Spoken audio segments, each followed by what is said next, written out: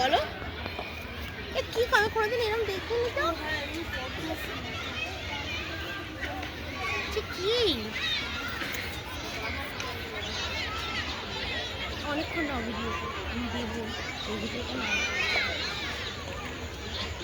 Photo কাটা না। হ্যাঁ তুমি দেখেছো এরকম কোথাও? না জমবে না। ওই দেখো সাদা পদ্ম, সাদা পদ্ম। যদি না আসতাম এখানে হ্যাঁ যেত। মিস করে যেতাম না। এত সুন্দর জিনিস ইকো পার্কেও দেখিনি বলো পেয়েছো?